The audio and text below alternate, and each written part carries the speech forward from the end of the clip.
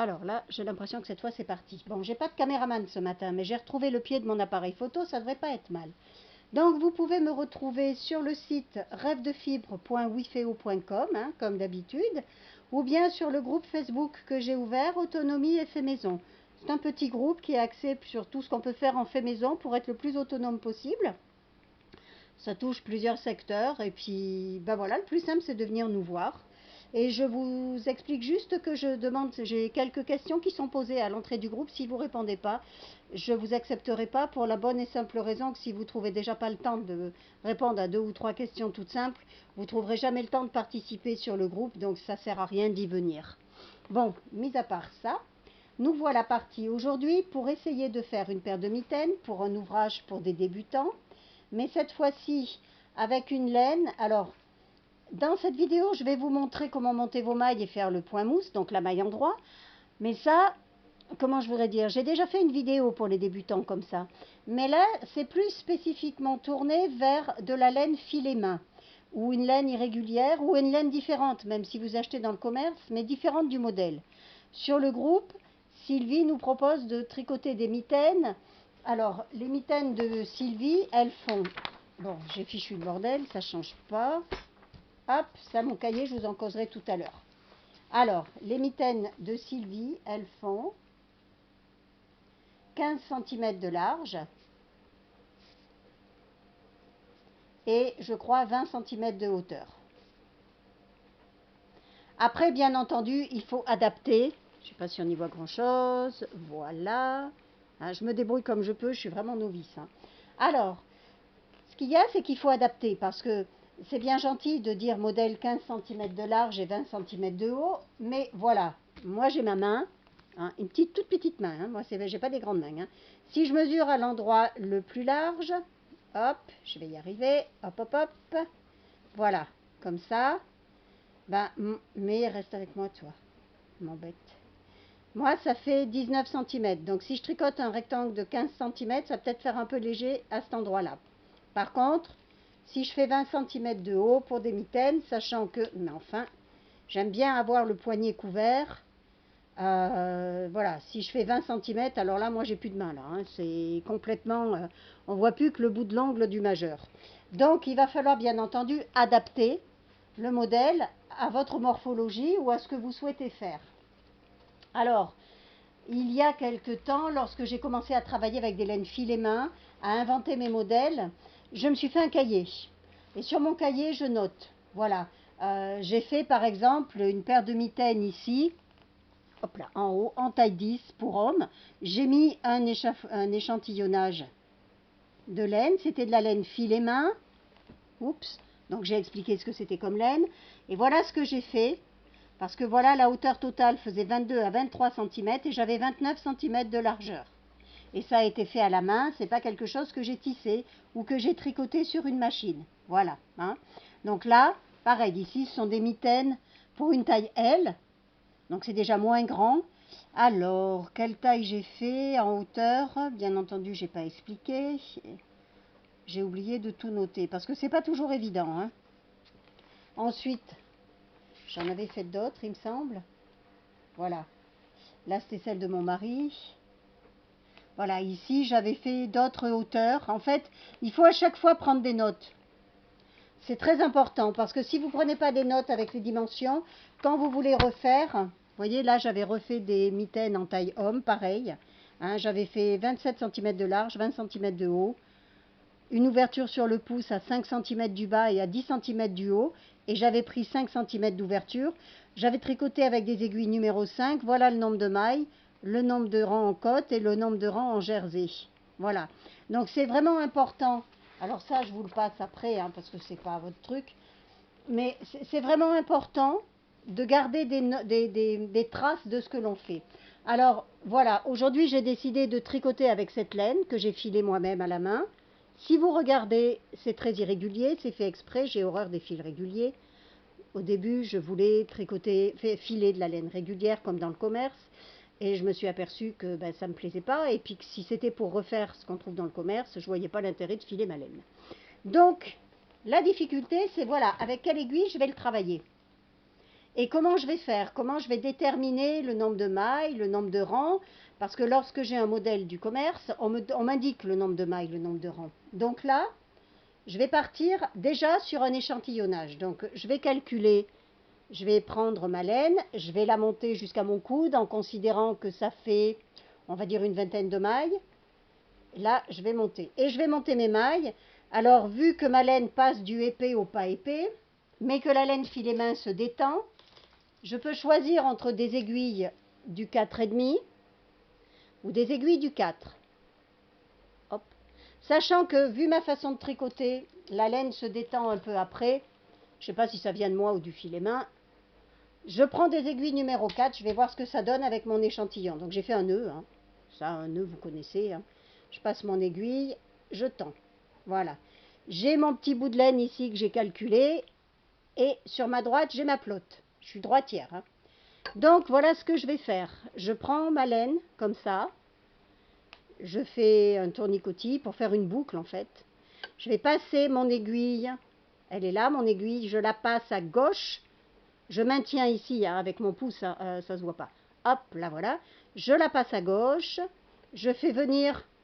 Je repose mon aiguille parce que je suis petite, un peu flemmarde. Hein. Je la maintiens là. Mais il faut que j'enlève mes mains. Avec mon pouce, hein, je maintiens. Je fais venir ma laine dessous l'aiguille, je la repasse dessus, je rapproche et là, hop, je passe ma boucle par-dessus et je tire et j'ai une maille. Je recommence, je fais ma boucle, je passe à gauche, donc ma boucle elle est maintenue sur l'aiguille, hein. Je passe ma laine de la droite vers la gauche, ça me fait une petite maille ici, hop, et je viens passer ma boucle par-dessus pour enfermer ma maille. Voilà. Vous avez vu? Là. Ensuite, je recommence. Je prends. Voilà. Je ne sais pas si on voit bien. Il faudrait que je me mette plus vers le vert. Attendez, je vais essayer de me mettre plus sur le vert avec moins de bordel autour. Est-ce qu'on voit mieux comme ça, peut-être? Ah, c'est compliqué, hein. Là, voilà. Voilà, on voit mieux. Là, je glisse ma main, mon aiguille. Je passe, hop, voilà. Alors après, combien de mailles je vais monter? Ben là, je vais faire ce qu'on appelle un échantillon. Pour bien se rendre compte de ce qu'il faut pour un échantillon, il faut avoir à peu près 10 cm d'échantillon. Moi, j'en fais pas toujours 10, hein, parce que j'ai la flemme. Hein. Mais 10 cm, ça fait une maille, ça fait à peu près ça. Là, si vous regardez, je ne sais pas si on y voit grand-chose, j'ai déjà à peu près 3 cm de montée. J'ai 5 mailles. Je vais continuer. Donc je recommence, je continue plutôt, hop. C'est très difficile de tricoter avec le... Ah, ça fait mal au dos, hop là, avec l'appareil, comme ça. Voilà, hop, je passe, je glisse ma maille, j'entoure mon aiguille et je fais. J'espère que vous y verrez quelque chose. J'arrive à enlever tout ça. Là. Voilà, c'est plus simple. J'enroule, je passe mon aiguille. J'ai fait une bêtise là. J'ai enroulé, j'ai pas passé l'aiguille. Voilà, je recommence. J'enroule, je passe l'aiguille, je tourne ici, je passe par-dessus et je tire. Voilà, 1, 2, 3, 4, 5, 6, 7. Je vais aller un petit peu plus vite. Je vais monter une vingtaine de mailles, même pas, pour avoir mon échantillonnage. Que je puisse faire mon échantillon. Voilà.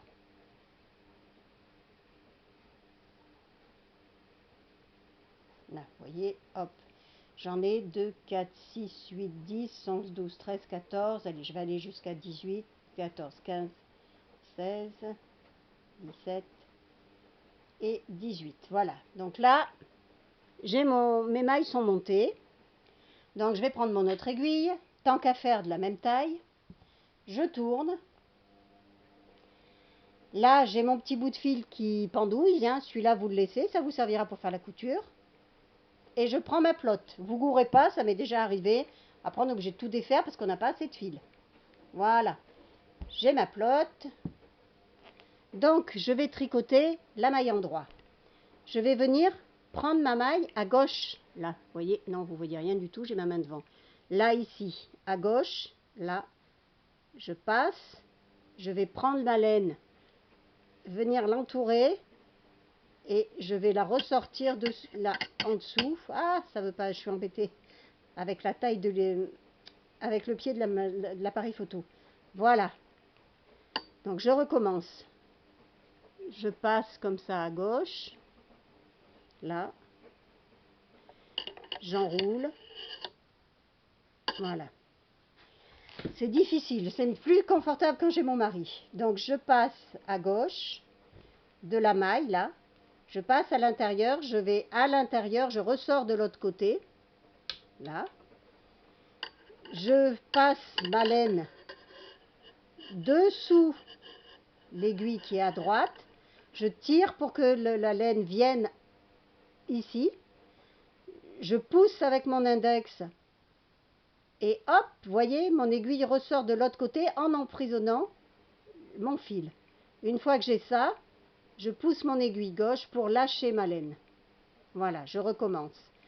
Je passe à gauche, je passe à l'intérieur entre les deux brins. Hein, d'accord? Le brin avant, le brin arrière.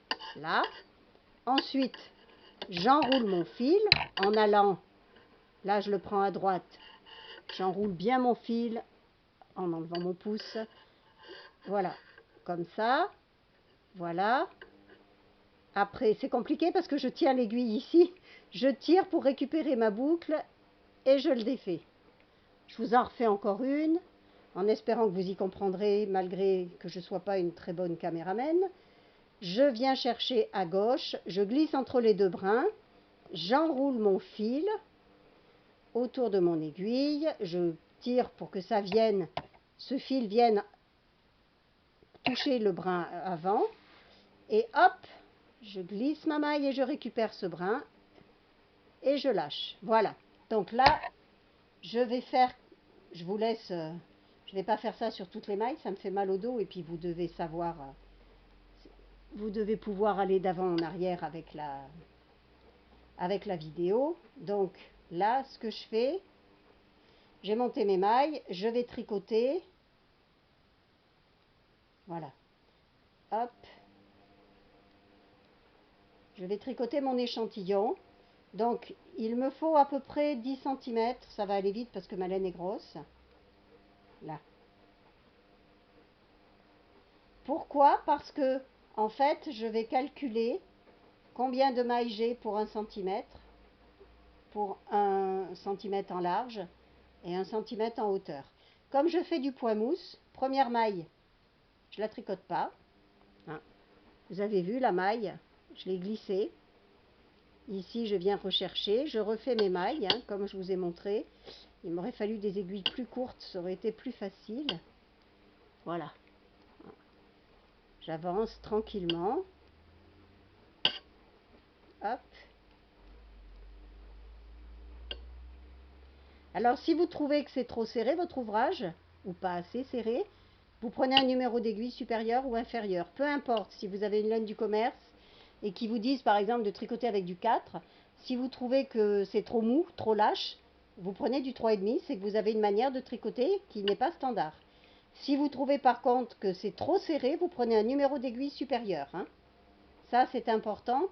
Voilà. Vous voyez, mon point mousse se forme. Alors moi, il est un petit peu épais.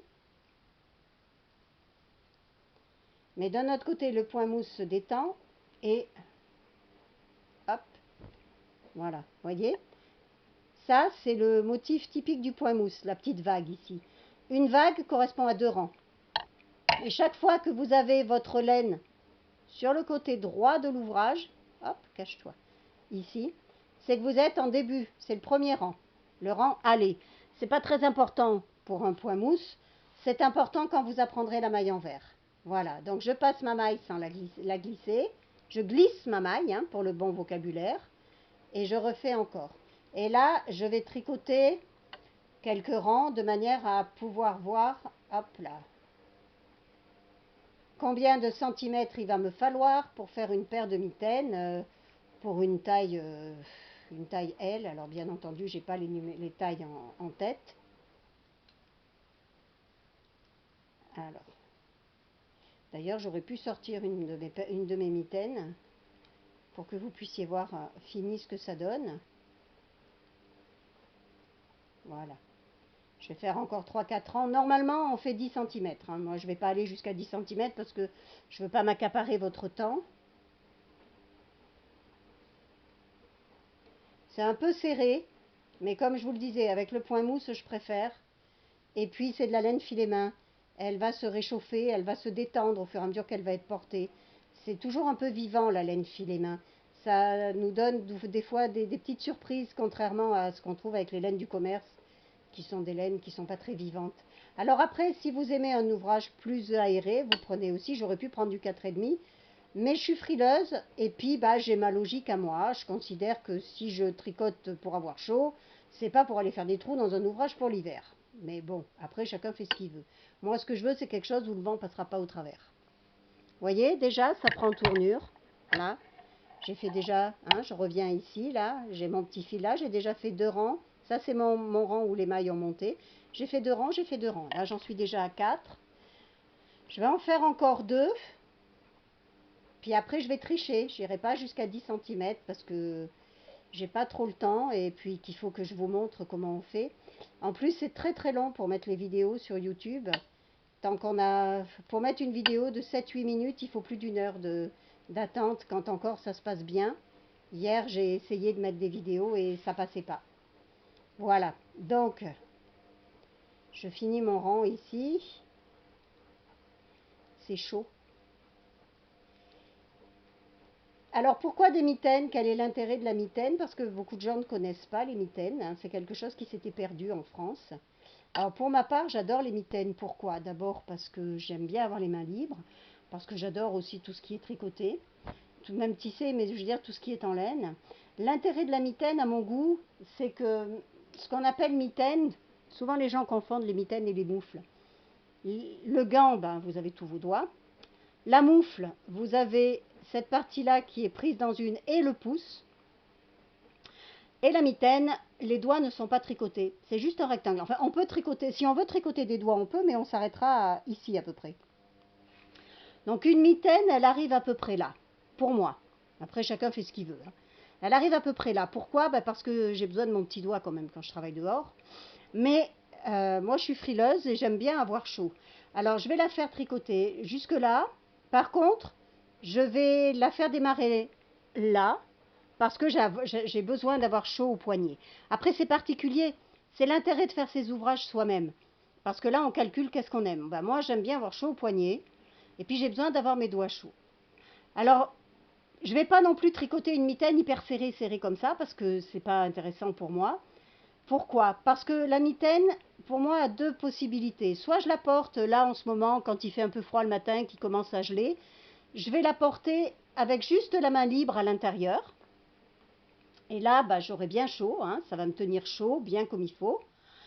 Mais s'il fait vraiment très très froid cet hiver, ou quand je vais promener le chien en forêt ou autre, eh bien je vais pouvoir mettre une paire de gants fins en dessous et mettre ma mitaine par-dessus. Ça, je le fais souvent l'hiver quand il gèle, qu'on a -5, -8, -11, parce que là, ben, je me caille et que ben, même avec des gants, c'est pas suffisant. Alors vous me direz, bien sûr, on n'est pas chauffé complètement avec la mitaine, mais quand même, si vous avez une bonne paire de gants en dessous, la chaleur donnée à votre poignet, donnée au départ de vos doigts, va vous réchauffer et rien ne vous empêche par moment de recroqueviller vos doigts à l'intérieur. C'est quelque chose que je fais très souvent et franchement, j'adore mes mitaines. J'en ai plusieurs paires bah, parce que j'en ai souvent dans chaque poche, chaque vêtement dans les poches. Voilà, donc là, hop, moi j'arrête mon échantillon là parce que j'ai pas envie de me prendre la tête à aller plus loin. Alors comment je vais calculer après? Donc, si je me fais une paire de mitaines à moi, que je regarde si j'ai gardé des comptes. Alors, voilà. Alors, si on fait, on va se pousser un petit peu là, une mitaine homme, j'écris, je vous montrerai après, hein, parce que j'ai pas pris le temps d'écrire avant. Donc on a dit qu'il fallait 29 de large et 22 à 23 en hauteur. Voilà. Si on fait une mitaine en taille 7-8, en taille 7-8, En largeur, ça va faire à peu près... Pouf, pouf, pouf. Je ne sais pas trop combien ça fait en largeur, j'ai pas noté. Mais en hauteur, je vais mettre 18 cm. En général, disons qu'en largeur, ça doit être un petit peu moins large. Et alors, pour la taille, la taille minuscule que j'ai, ben, bien sûr, j'ai pas noté. Donc, je vais devoir y aller au pifomètre. Voilà. C'est pas grave. Je vais le faire avec vous, ça sera plus simple. Alors, pour moi qui ai une taille, en gants, je fais du 6, 6,5. Donc, c'est vraiment la taille S. Je vais calculer à quelle hauteur je veux mes mitaines. Donc, je vous avais dit, je veux couvrir un petit bout de mon petit doigt, mais je veux quand même que mes doigts soient chauds. Donc, je vais me baser sur le majeur. Je vais venir là. Moi, c'est ce que j'aime. Donc là, j'arrive ici. C'est pas pratique tout seul, surtout quand on met là. Voilà. Là, comme ça. Hop. Là, et j'aime bien couvrir mon poignet. Donc, je vais dire que je vais faire à peu près 15 à 16 cm de hauteur. D'accord? Ça, c'est pour moi. Hein. 15 à 16 cm. Et en largeur, je vais calculer à l'endroit le plus large, bien sûr. Hop. Zoup. Zoup, zoup, zoup. À plat, la main. Je ne sais pas si vous voyez bien. La main à plat, voilà. Hop. Donc là, en largeur, moi, je fais 21 cm. Voilà. Là. Donc pour les mitaines en taille médium, je dirais 29 là-haut, 21. Ici, il doit bien falloir à peu près 25 cm à peu près. Hein. Environ. Voilà. Donc là, vous voyez, hein, je vous ai mis les tailles. Les mitaines hommes. Je ne sais pas si on les voit bien. Où est-ce qu'il est mon doigt? Voilà. Hop, les mitaines hommes. Les mitaines moyennes. Et les minuscules pour moi. Voilà. Donc après... Bien, je vais revenir sur mon échantillon et je vais regarder avec mon centimètre. Alors, normalement, on fait ça sur 10 cm dans un sens et dans l'autre pour être sûr d'être bon. Mais moi, ça me prend la tête. Donc, moi, je vais calculer pour 1 cm. Là, par exemple, hop, ici, j'ai 1 cm. Si je regarde bien, si je le mets sur la... comme ça, là, sur la vague... Bien, en fin de compte, 1 cm, ça correspond à une vague et demie. Vous voyez, j'arrive là. Donc, si j'avais fait pour 10 cm, je serais partie d'ici et je devrais me retrouver avec un échantillon jusque-là. Ça va faire un peu trop de temps. Donc là, je fais correctement. Vous voyez, là, un rang, j'arrive à ici. Mais ça, c'est parce que j'ai l'habitude. Hein. Donc, pour moi, il va falloir, avec cette laine-là, en hauteur, 3 rangs. En largeur, combien je vais mettre de mailles? Alors là, je vais partir ici à côté parce que, voilà, par exemple, parce que si je prends la première, on voit pas bien. Alors, c'est toujours ambigu aussi. Il va me falloir quand même, hein, ça va faire à peu près 3 mailles aussi. Hein. Là, vous voyez, 2 mailles même, 2 mailles. Ici, si je pars d'ici, là, jusque là, si je regarde ici, j'ai 2 mailles. Donc, en largeur, 2 mailles.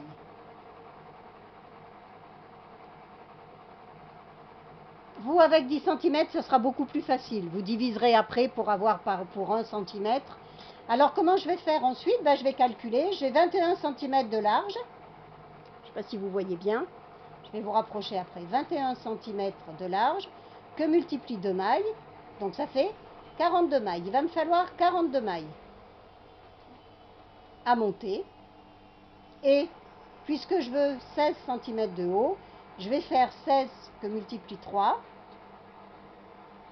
3 rangs, hein. 3 x 6, 18, je pose 8 et je retiens 1, 3 x 1, 3 et un 4, et il me faudra 48 rangs. Voilà, je ne sais pas si vous voyez bien. Voilà, ça c'est pour moi, pour un homme ça serait différent. Vous voyez, pour un homme par exemple, si je voulais 29 cm de large, je ferais 29 que multiplie 2, donc il me faudrait 58 mailles. Et pour 23 cm de hauteur, fois 3, 9, 2 fois 3, 6, 69 francs. Vous voyez? Pour un homme, ça me donnerait ça. Après, c'est à vous, justement. C'est l'intérêt de calculer l'échantillonnage. Alors, c'est là aussi qui est intéressant, c'est de voir que, vous vous rappelez, je vous ai dit que une barrette ici, une vague, correspond à 2 rangs. Donc là, pour avoir mes 48 rangs pour moi, eh bien, il va me falloir la moitié de vagues, c'est-à-dire 24 vagues. Je ne compte pas ça. Donc 1, 2, 3. Donc il va m'en falloir 24 jusqu'en haut pour avoir une mitaine qui soit suffisamment haute pour moi. Voilà, j'espère que tout ce que je vous ai dit là vous aide. Je vous rappelle que vous nous retrouvez soit sur Rêve de Fibre, soit sur le groupe Autonomie et fait maison sur Facebook. Et puis je vais vous souhaiter une excellente journée. J'espère que cette vidéo vous aidera. N'hésitez pas à me dire dans les commentaires ce qui ne va pas, notamment étant novice. C'est un petit peu compliqué pour expliquer et le faire toute seule. Je vais essayer de m'améliorer et je n'ai pas de smartphone ou de tablette, donc je fais avec mon petit appareil photo. Voilà, je vous souhaite une très bonne journée et puis surtout ne vous découragez pas, les tricots c'est comme le reste. Au début on a un petit peu de mal, on tâtonne, on fait jusqu'à ce que le corps s'imprègne des gestes et après c'est du bonheur en fin de compte. Voilà, bonne journée tout le monde et à bientôt, bye bye.